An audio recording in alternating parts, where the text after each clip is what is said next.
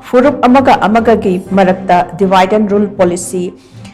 chathadaba furup punamakpu manaba mityengda konsin bibang ambalu chingba amalak laba matamdata Manipur da tangtu laita ba hanjilakani haina Khetrigao ACG MLA Sak Nurul Hasin na phongdorakle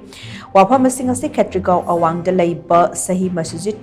Idul Fitr ga mari laina na pangthokhiba duwa gi thoram da makna Tom TV da phongdorakhibani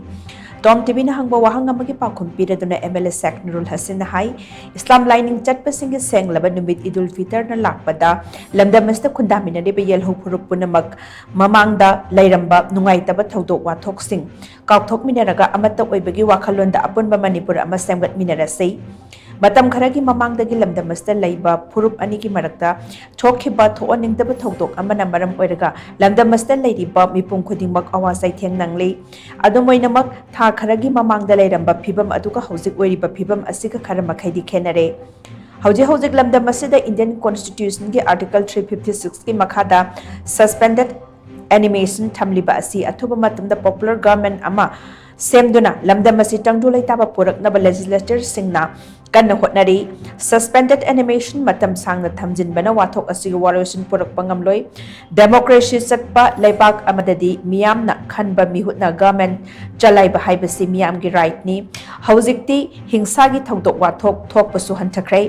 Manipur da tapna tangdulai taba romda changselakli center na su tangdulai taba puraknaba kanna hotnari aikoi su hingsa thadokduna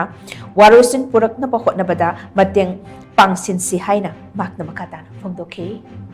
Manipur is the lady, each and everyone will leader or Kadova, Dumlaba Misaga, the Fagi, Kaivum Dava, Wakan Dava, Singzep Taruidova, Amade, Afava Wakana Mang Taraga, as a Manipurian Manipur say, which Okatabaya de Santi Latabaya, the Amadi Mango the Satabaya, they have Wakan Madumaba, Misagama, Lutzing Makata La, Wakana say, Jingbagi, Cookie. Community amade maitai chingda chathok aide koi Manipur ke kachin ko ya sindhum chatpa chathok sin the restriction le some social in due course of time some social yara aga kom sense mahusa ge punsi da hanjal ani ha bas ai ge sabsa thaza